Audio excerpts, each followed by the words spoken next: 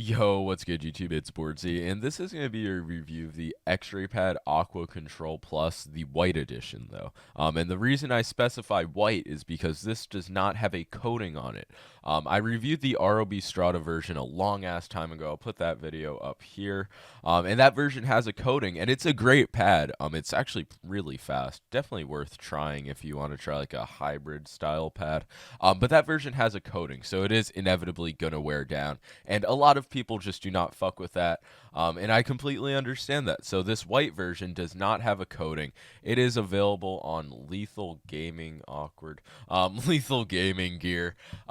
The version I have, this XL size, is $30. You can also get it on x-raypad, but shipping is just gonna fucking take so long, and I don't know how much shipping costs, but this is probably a much better route if you do live in the US.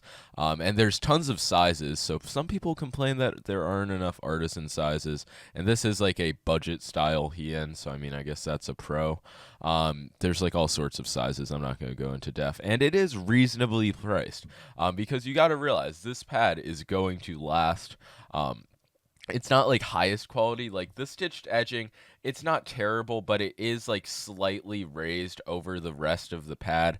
So it's just something like artisan quality is much better than that. There is a logo in the top right that does fuck with the glide. It is pretty small, and it hasn't been an issue for me, but once again, that's like yikes. The base, it's been good for me. It's not as good like on paper as artisans, but like it doesn't move around like at all really. And one thing that I didn't like about this pad is it did not lie flat for so fucking long, and it still isn't like 100% flat. You can see it's like sort of bouncing, like you see it goes down. But that was after I fucking like pounded it in, like I was trying to fucking kill it with a mouse bungee for like 20 minutes straight. So that was definitely a yikes, but that was the biggest flaw with this pad. Overall, it is a it's a high quality surface. It's not smooth. Some people like really think all they want in a pad is smooth, but some pads are able to pull off a rough texture, and I feel like this is one of them. And one thing to note about this pad is, personally, I recommend you wear a sleeve with it, not because the surface is too rough, mainly because the stitched edging is raised up. I'm not sure how well you can see, and even though it is just raised up a very tiny amount, it makes like vertical movements with your arm just virtually impossible. Once you throw on a sleeve, this issue is entirely gone, but it's definitely something to note, and if you do have that issue, a sleeve will fix it with any pad, not just this one. But one really good thing about this pad is that it is not affected by the environment whatsoever. The weather has been fucking so weird recently in NYC, and this pad has not changed whatsoever. I'm very happy to note that. It's rare to see pads at this price point not being affected by the environment and also being non-coated, which is why I just really think this pad is special. I compare it to the Hien because it is like a rough style pad. However, the glide, it is not as fast. It's a solid like step down in terms of speed. I feel like this is a fairly safe all-around style pad. It has a good bit of like stopping power. The initial friction is a bit higher than the Hien, and it's definitely also a bit higher than the non-coated version of the Aqua Control Plus. But it's obviously something like that. You just fucking learn to deal with it. And even though this pad does have some drawbacks, and it's just not in that top tier in terms of quality, I think it's a fine mouse pad. It's a glide that roughly everybody is going to be comfortable with.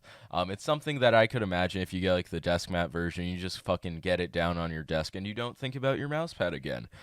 Definitely gets the Boardsy seal of approval, but with a fucking asterisk on it in terms of secondary options. Because even though this is like half the price of a Hien, until you try Artisan, you just don't understand how premium a mousepad can feel. And it is just still, in my opinion, like I'm going to go back to the Hien, don't know how much I'll touch this pad.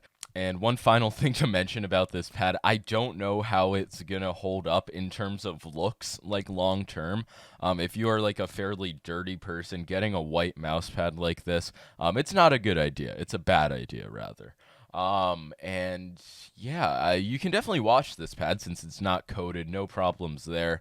But it will probably get fucking like dirty pretty quickly. It hasn't gotten dirty yet on me in like fucking 2 weeks. But long term, I don't know how it's going to hold up, like just looks wise. But the glide should stay consistent for quite a long time, which is sick.